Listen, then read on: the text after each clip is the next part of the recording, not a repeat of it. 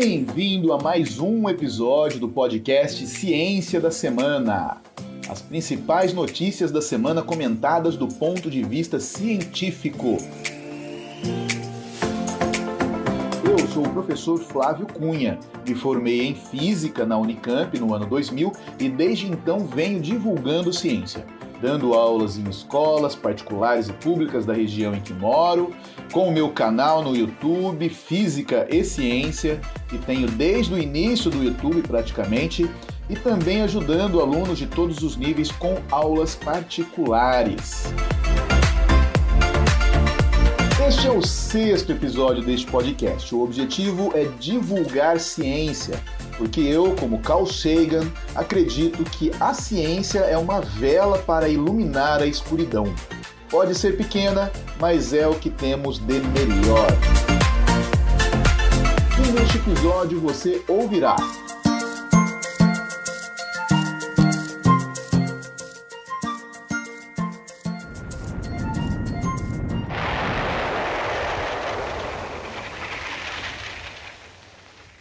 a atividade do vulcão Mayon força mais de 12 mil pessoas a saírem de casa nas Filipinas.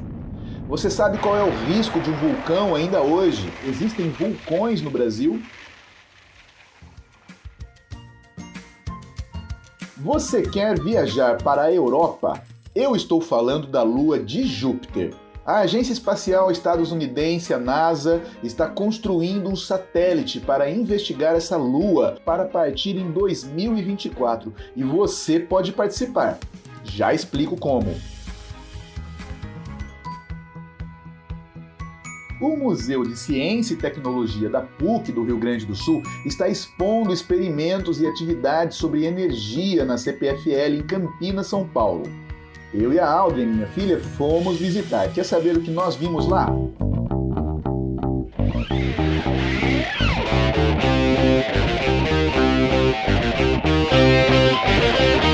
atividade do vulcão Mayon força mais de 12 mil pessoas a saírem de casa nas Filipinas até o fim de maio.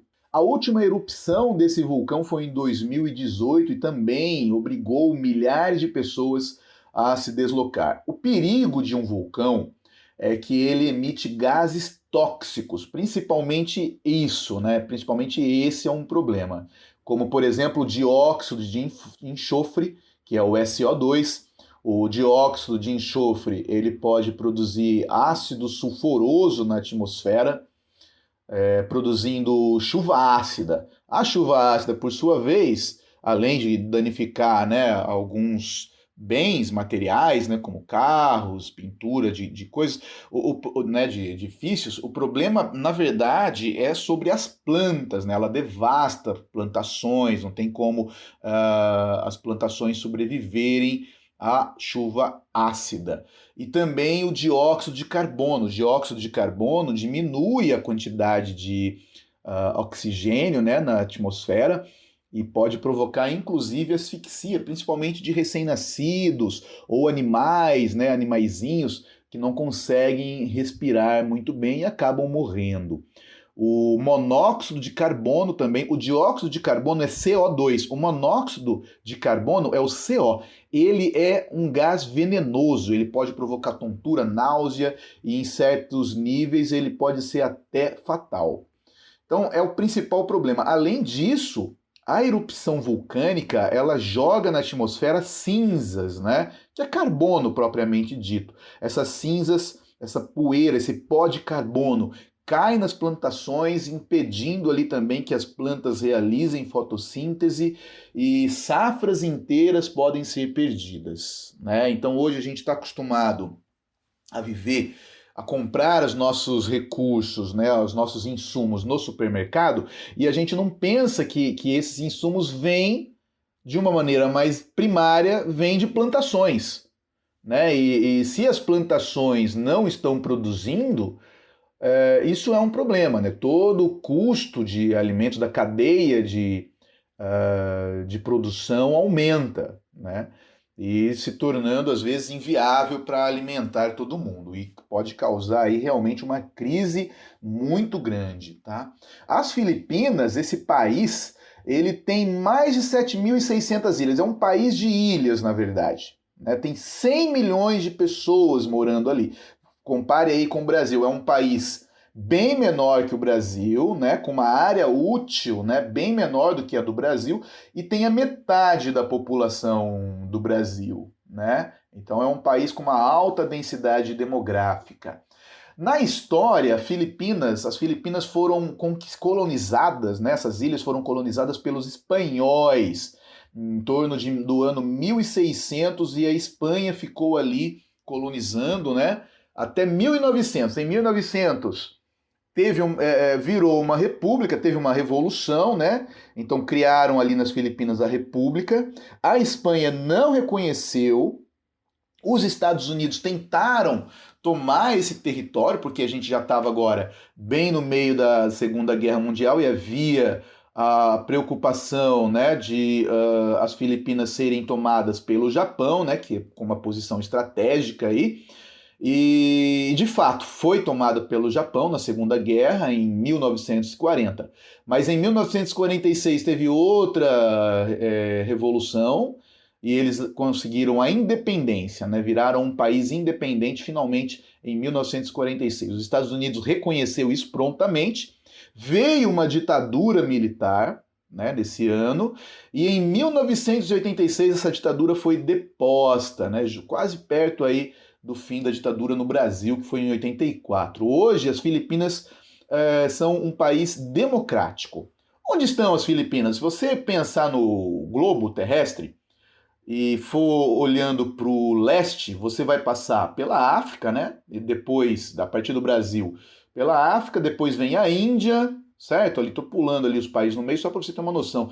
Aí depois vem a China, aí vem a península ali da Coreia, o Japão, tá? Abaixo da Coreia, antes de chegar no Japão, tem a Coreia, ao sul da Coreia tem o Mar da China. E ao sul do Mar da China vem as Filipinas, tá? Se você continuar indo para o sul, você vai chegar na Indonésia e depois na Austrália, só para você se localizar aí, para saber onde estão as Filipinas. O Mayon é um estratovulcão que está numa das ilhas principais ali das Filipinas, que foi formado, né, vem sendo formado, na verdade, ele está em formação, porque ele está bem numa falha geológica, no encontro de duas placas tectônicas. Eu já falei aqui nesse podcast de placas tectônicas, e elas entram, né, às vezes elas entram por sobre as outras, né? Uma placa entra por sobre a outra, né? E a outra sobe em cima de uma, né? E essa placa que desce cria ali uma zona chamada de subducção, em que a Terra ela é destruída pelo magma que tem embaixo. Então, embaixo das placas tectônicas, eu já falei que a Terra, na verdade, é uma gota líquida, né? Com uma casquinha muito fina, que é a crosta terrestre. E essa placa tectônica que entra sob a outra, ela é destruída, ela é derretida. E então, esse material que é derretido ganha uma pressão muito alta, porque a densidade dele é muito alta, ao derreter aumenta a pressão e cria-se então ali na placa de cima o vulcão, tá? Que é a erupção desse magma. E esse magma ele vai entrando ali em erupção e vai criando camadas.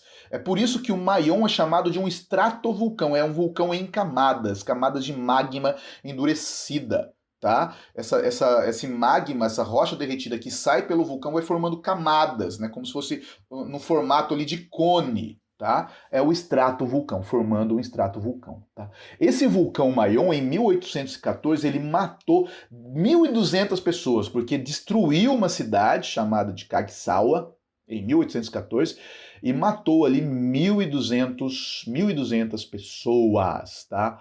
O problema dos vulcões hoje em dia, na Itália, ao sul da Itália também tem um vulcão que pode entrar em erupção a qualquer momento. O problema é a nuvem, né, de fuligem, de cinzas e gases tóxicos que ele lança na atmosfera, como eu já disse. Se for muita fumaça, muito carbono, O que acontece aí? Acontece uma interrupção da energia solar chegando na Terra, e isso pode provocar uma mini era glacial. Dependendo do vulcão, se for um vulcão muito poderoso que entre em erupção, ele pode criar uma camada de poeira tão espessa na atmosfera que impede que a Terra seja aquecida pelo Sol, tá? Impede que a energia solar chegue ao solo.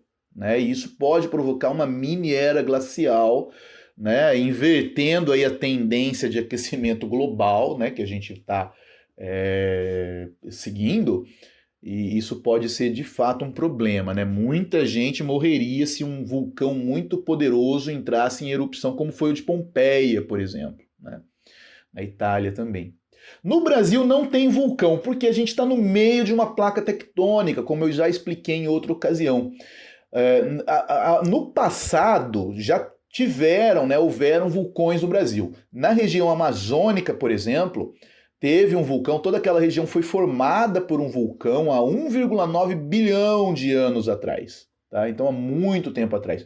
Há 12 milhões, mais recente um pouco, mas há 12 milhões de anos atrás, um outro vulcão também formou o arquipélago ali que tem o conjunto de ilhas que tem Fernando de Noronha. Tá? Fernando de Noronha, na verdade, é o topo de um vulcão de 12 milhões de anos atrás. Tá? Mas não existem vulcões ativos no Brasil. E nem vai existir tão cedo enquanto, né, essa placa tectônica estiver inteira, essa placa tectônica na qual nós vivemos estiver inteira. In Praise of Mystery, a poem for Europa. Arching under the night sky, inky with black expansiveness, we point to the planets we know. We pin quick wishes on stars. From Earth, we read the sky as if it is an unerring book of the universe, expert and evident. Esse é um trecho do poema de Ada Limon. Ada Limon é uma poetisa que a NASA contratou, a NASA pediu para ela fazer um poema em homenagem à Lua de Júpiter, a missão da NASA para a Lua de Júpiter chamada Europa. Tá? No fim dessa parte aqui do podcast, eu vou ler um trecho desse poema, né? Uma tradução aí desse poema. Tá? A NASA vai mandar uma sonda, uma missão chamada Europa Clipper, que vai partir em 2024, ano que vem, em outubro de 2024, tá? Falta pouco mais de um ano para essa missão partir da Terra em direção à Lua de Júpiter, a Lua chamada Europa. Deixa eu explicar para você um pouquinho sobre o planeta Júpiter. Eu vou falar sobre Júpiter, depois eu vou falar sobre as luas de Júpiter, depois eu vou falar sobre Europa e finalmente eu vou falar sobre a missão Europa Clipper. E no fim eu vou explicar para você como você mesmo pode participar dessa missão com o seu nome, tá bom? Bom, vamos lá. Júpiter, ele é um planeta gasoso gigantesco. Ele é 11 vezes maior que o diâmetro da Terra, tá? Ele é muito grande. Ele é o 5º planeta do Sistema Solar, né? Vamos relembrar aqui, ó. O primeiro planeta é Mercúrio, depois vem Vênus, né? São os planetas internos, aí vem a Terra e depois os planetas externos, né? Que é Marte primeiro e logo em seguida vem Júpiter. Depois de Júpiter ainda vem outro planeta gasoso. Júpiter é um planeta gasoso e depois vem outro planeta gasoso que é Saturno, que tem os anéis lá, né? Conhecido pelos seus anéis, tá bom? Mas Júpiter também tem anéis, é que não é muito visível. No céu da Terra, Júpiter também é o 4º objeto mais brilhante. Então, quando você olha para o céu noturno, né, ou diurno, você vê o mais brilhante de todos, obviamente, é o Sol. Né? O objeto celeste mais brilhante é o Sol. Em segundo lugar, o objeto celeste mais brilhante é a Lua. Em terceiro lugar, o objeto celeste mais brilhante é Vênus e depois vem Júpiter, tá? É um planeta gasoso, ele é quase todo feito de hidrogênio e ele é tão grande, que ele faz o próprio Sol girar em torno de um ponto fora dele, como se fosse imagina um lutador de sumô girando, né, fazendo uma ciranda com uma criancinha, né? Ou uma pessoa, né, mais pesada um pouquinho. O lutador de sumô, ele vai se mover em torno de si mesmo, né? E não apenas em torno de si mesmo, ele vai se mover em torno de um centro de massa do par, né? A mesma coisa é o Sol e Júpiter, tá bom? A Terra girando em torno do Sol não faz o Sol girar em torno de um ponto comum, mas Júpiter sim. Tá? Se Júpiter tivesse um pouco menos do dobro da massa que ele tem, se ele tivesse ficado, quando se formou, né? Então a gente sabe que o sistema solar vem de uma outra estrela que explodiu, aí formou um monte de poeira, um disco, aí formou ali um disco de poeira, né? Um disco planetário. Essa poeira foi se aglutinando ali nos planetas e no Sol. E Júpiter ficou com uma parte de toda essa massa aí. E se ele tivesse ficado com um pouco mais de massa, tá? Um pouco mais que o dobro do que ele tem, aliás, um pouco menos do que o dobro que ele tem, ele teria começado a brilhar como se fosse uma outra estrela, e então o sistema solar seria um sistema binário, como a gente observa muitas vezes pelo céu, tá? Estrelas que orbitam uma em torno da outra. Ele quase foi, Júpiter quase, por pouco Júpiter não é uma anã chamada de anã marrom, tá? Uma estrela que brilha pouquinho, tá? Ele leva quase 12 anos para dar uma volta em torno do Sol. E várias sondas têm visitado Júpiter desde os anos 70. A última missão que visitou Júpiter foi em 2020, tá bom?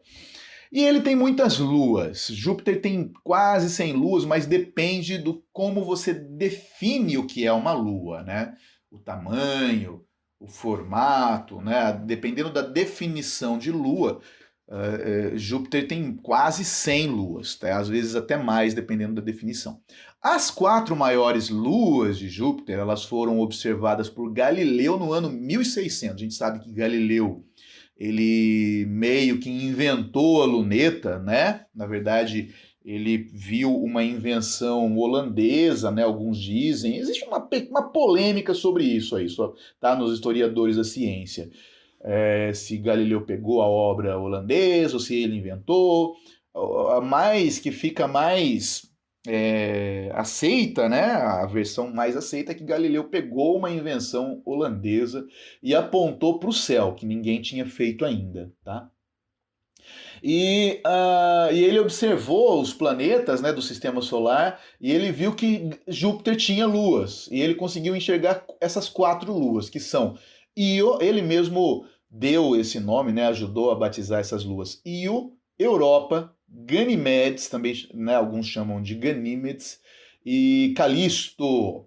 Tá? Todas essas luas são mais ou menos do tamanho da nossa, no máximo 1,5 vezes o tamanho da nossa lua. Tá? Europa, essas luas elas são chamadas de, também convencionou-se, né, na astronomia, chamar as luas de um planeta por números romanos. Então, essas luas também são chamadas de Júpiter I, Júpiter II, Júpiter III, Júpiter IV, tá? Ou quarta. A primeira é Io, a segunda é Europa, né? Júpiter terceira é Ganímedes e Júpiter quarta é Calisto, ou Júpiter IV, tá? A Europa é a Júpiter 2. Ela é um pouco menor do que a nossa Lua. É quase do mesmo tamanho, mas ligeiramente menor. E olha o que é espantoso. Essa Europa, essa Lua de Júpiter, ela tem uma atmosfera de oxigênio e vapor d'água. Mas como essa é uma Lua pequena, né, ela não consegue segurar muito gás. Então é muito rarefeita, não dá para respirar essa atmosfera da Lua de Júpiter, tá bom? Tem uma pressão atmosférica ali de 1 micropascal, é 0,001 pascal. Para você ter uma ideia, a atmosfera da Terra, né, que a gente consegue respirar numa boa, é de 100 mil pascals, tá bom? E a de Europa é de 0,001 pascal. Então, é praticamente vácuo para nós, tá? Você não ia conseguir respirar lá. E a superfície da Europa, isso que é mais interessante, ela não é de rocha, ela é de crostas de gelo, tá? Como se fossem placas tectônicas, mas é de gelo. E abaixo dessa crosta tem um oceano gigantesco de água. Na superfície tem linhas espessas, tá? Por causa das rachaduras no gelo. Então, essas linhas recebem até nomes, tá? Tem pouquíssimas crateras, até porque também Júpiter consegue, né, ter um poço gravitacional muito intenso e atrai tudo para ele, então não sofreram, né, a Europa pelo menos não sofreu muitas colisões com asteroides nem nada. Essa superfície, essa crosta de gelo tem cerca de 20 quilômetros de espessura e embaixo dessa crosta tem um oceano de cerca de 100 quilômetros de espessura. Meu amigo, compare, né, o oceano, a parte mais profunda do oceano na Terra, tem 11 quilômetros apenas, tá? E o oceano sob a superfície da Europa, da Lua Europa, tem 100 quilômetros. E abaixo desse oceano, aí sim, vem rocha, tá? E dentro dessa rocha, né, no núcleo da Europa, tem um núcleo ali de ferro. A missão da NASA, chamada Europa Clipper, esse nome Clipper vem de um apelido de alguns navios veleiros que eles ficavam fazendo viagens, né, comerciais a partir da Europa, a Europa aqui do continente da Terra mesmo, tá? E eles deram esse nome, então, dessa missão de Europa Clipper. Vai ser lançada, né, essa sonda vai ser lançada em 2024. Vai demorar 6 anos, ela vai ficar viajando 6 anos, vai chegar em órbita de Júpiter em 2030. Então a sonda ela não vai ficar orbitando a Lua em si, ela vai ficar orbitando Júpiter, tá? E nessas órbitas de Júpiter, ela vai ficar, né, de vez em quando fazendo voos rasantes por Europa, tá? Pela Lua Europa. E para chegar lá, a Europa Clipper, né, a sonda, ela vai ser lançada em 2024, né, vai dar umas voltas aqui em torno do sistema solar, vai passar perto da Terra de novo depois. Em 2025 ela vai ganhar impulso com a gravidade da Terra, vai passar por Marte em 2026, vai ganhar mais impulso ainda, e aí sim ela vai em direção a Júpiter, tá bom? Em alguns voos dela, ela vai passar 25 quilômetros da superfície da Europa. E a missão dela é detectar as condições físicas do oceano sob a superfície, para saber se existem condições físicas para abrigar vida. Então essa sonda ela vai tentar analisar a composição, a temperatura desse oceano abaixo da superfície, a densidade. Ela é equipada com radar, né, para medir essa espessura da superfície também. Ela vai investigar as erupções de água que existem na superfície. Tá? Então esse é o objetivo principal dessa missão, é detectar as condições para abrigar vida. Ela não vai detectar vida, ela vai detectar as condições físicas para abrigar vida. E sabe como você pode participar? Você pode participar mandando seu nome, você pode assinar o poema da Ada Limon, tá? Colocando seu nome como se fosse um bilhetinho numa garrafa que você vai jogar lá na Europa, tá? Ele vai ser gravado, o nome de todo mundo que assinar vai ser gravado num chip, tem um site, então se você colocar lá Europa Clipper, você vai procurar o site da NASA e lá tem um link, né? Uma página para você colocar o seu nome e assinar. Tem também o poema, que eu coloquei ele aqui, né? Passei uma parte do poema, gravado pela própria Ada. E tem o poema escrito também, você pode ler o poema na íntegra. E inclusive ver a tradução dele, né, para sua língua, e você assina então e manda, e eles vão colocar os nomes de todo mundo nesse chip, o poema também vai ser colocado nesse chip e vai ser mandado junto com essa missão, tá bom? Eu vou ler um trecho aqui do poema para você, olha que bonito, é só um trecho, tá? O trecho que eu achei mais bonito. Da terra, lemos o céu como se fosse um livro infalível do universo, experiente e evidente. Ainda assim, há mistérios abaixo do nosso céu. O canto da baleia, o pássaro cantando, seu chamado no ramo de uma árvore abalada pelo vento. Olha que bonito. Então vai lá, acessa o site, coloca o seu nome também lá e participe da missão para a Lua Europa de Júpiter.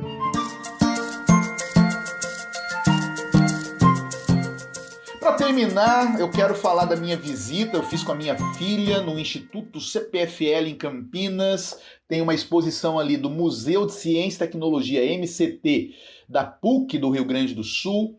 E eles estão expondo ali algumas atividades sobre energia, sustentabilidade, tá? É muito bonitinho, muito bacana os experimentos que eles estão mostrando ali. Vou falar sobre eles aqui. A primeira coisa que você vê quando você chega lá é um poço gravitacional, né? Tem dois lugares em que você lança moedas. A moeda ela cai assim, né, em pé e vai girando nesse poço gravitacional, transformando a energia potencial gravitacional em cinética conforme ela vai descendo, né? Lembrando também da comparação, né, na verdade, esse é um experimento que ele serve para a gente entender o que é a gravidade. A gravidade ela é uma deformação do espaço-tempo. E esse cone, né, desse experimento que eles mostram, na verdade, é uma deformação de uma superfície bidimensional. E a moeda, conforme vai tendo atrito ali, ela vai girando e vai tendo atrito, ela vai diminuindo sua energia potencial e transformando em cinética. Então, o atrito, nesse caso, ele faz o contrário do que a gente observa normalmente. Normalmente, a gente vê o atrito retirando energia cinética de um objeto. O objeto vai diminuindo a rapidez, né? Só que, quando a moeda vai girando, o atrito faz ela aumentar a velocidade. Por quê? Porque ela vai diminuindo a energia potencial, vai se aproximando do centro do cone, né, e vai ficando cada vez mais rápido. Que é o que acontece com o satélite em órbita da Terra, por exemplo. Tá? Ele vai orbitando, o atrito aerodinâmico, né, com a atmosfera rarefeita onde ele está, vai fazendo com que ele diminua a altitude dele, ele vai ganhando velocidade. Então o atrito faz o satélite ganhar velocidade. Alguns satélites são equipados com um sistema de propulsão para corrigir a órbita, né? Mas aqueles que não são, eles ficam orbitando um tempo e depois eles caem, né, na Terra, tá bom? E esse poço gravitacional é muito bacana porque ele ilustra esse tipo de coisa. E aí depois tem uma bicicleta, que ela é equipada com um dínamo que produz energia elétrica, então você senta nela, pedala, e ao invés dela andar, ela produz energia elétrica. E na frente tem um painel, um placar, né, com um desenho de uma lâmpada, um desenho de uma TV, um desenho de uma geladeira e um desenho de um aquecedor, que eles se iluminam conforme você pedala. Então, assim que você começa a pedalar, a lâmpada já acende. Para você acender a TV, você precisa pedalar um pouco mais rápido. Para acender a geladeira, mais rápido ainda. E para acender o aquecedor, a minha filha, a Audrey, ela tentou e não conseguiu, tadinha, tá? Mas não é tão difícil não, né? Mas tem que ter força. Aqui minha filha só tem 8 anos. Mas você consegue perceber ali quanta energia é gasta, né, para manter um aquecedor ligado, tá bom? Nos dá uma ideia também sobre o consumo de energia, né? Quanta energia a gente consome no nosso dia a dia e nem percebe, né? E depois também tem uma ilha ali na exposição, que tem umas TVs, tem uns vídeos interativos, né, que você vai clicando na tela, vai vendo o que acontece com o carbono, né, o ciclo do carbono, que é liberado para a atmosfera por meio da decomposição de organismos vivos. Uma parte também volta para o solo, né? Com o tempo acaba formando petróleo, né, com milhões de anos sob pressão e alta temperatura. Tem um vídeo também ilustrando gráficos com o aquecimento global, provando que o aquecimento global é por causa da emissão de carbono desde a Revolução Industrial, né, por causa da queima de combustíveis fósseis. Ele mostra ali que ele mostra gráficos provando que não é a atividade solar que causa o aquecimento global, tá? Ou atividades vulcânicas, não tem nada disso, tá bom? Na verdade, ele prova ali por A mais B, tá? Mostrando com gráficos que o aquecimento global é por causa da emissão de carbono, por causa das atividades humanas desde a Revolução Industrial, especificamente a queima de combustíveis fósseis. Tem também uma maquete nessa ilha central, tem uma maquete de uma usina eólica que você aperta um botão, liga um exaustor e a usina eólica começa a girar e produz energia elétrica para acender um farol, acender uma casinha que tem ali naquela maquete muito bonitinha também. E tem um jogo, no meio da ilha tem um jogo que você joga com 2 pessoas, que é tipo de um super trunfo, com as fontes de energia. Então tem petróleo, gás natural, nuclear, solar, eólica, e tem as características, como se fosse aquele jogo super trunfo mesmo, né? Então tem produção anual, produção de energia elétrica, liberação de carbono para a atmosfera, né? E você escolhe essa característica para jogar com o seu adversário ali, é muito legal. Depois tem um tubo, né, de vidro que tem umas bolinhas de isopor dentro e você aperta um botão e ele então emite um som e você consegue ver a onda sonora por meio das bolinhas de isopor, porque elas se agrupam, né, formando a onda sonora. Então conforme você aumenta a frequência daquele som, as ondas elas vão ficando mais curtas e você consegue ver essas ondas ali, tá? Tem também uns pêndulos, né, umas bolinhas que você levanta uma bolinha e elas vão colidindo umas com as outras, né, e você transfere aquela quantidade de movimento de uma bolinha para outra, e você vê a quantidade de movimento sendo transferida, e você consegue formar certos padrões levantando uma bolinha ou 2, tá? Tem uma máquina de água que você inverte a posição dela e a água desce e gira umas rodas, né, mostrando ali como obter energia a partir da queda d'água, tá? E é uma máquina bem grandona, assim, que você gira ela lembra uma ampulheta de água, né? Mas no meio do caminho ela faz girar umas rodas, é bem legal. Tem um telefone sem fio que usa umas como se fossem umas parabólicas, assim, né? Aquelas antenas parabólicas, e elas estão opostas entre si no salão, bem longe uma da outra, e você cochicha em uma delas e na outra você consegue ouvir perfeitamente como se você estivesse do lado da pessoa. É muito bacana. E aí no fim, você leva uma criança e ela vai poder fazer um desenho e concorrer a um brinde, tá? Que eles vão depois escolher o desenho mais bonito e expor também lá no Museu, né, de Ciência e Tecnologia da PUC, do Rio Grande do Sul.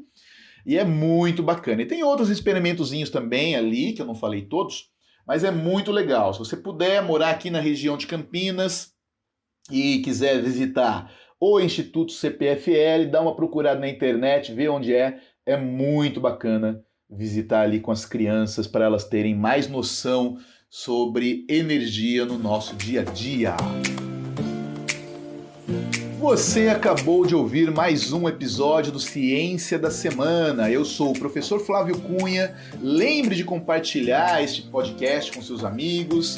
Lembre também de acessar o meu canal no YouTube. O canal se chama Física e Ciência e me ajude a divulgar mais ciência. Até mais!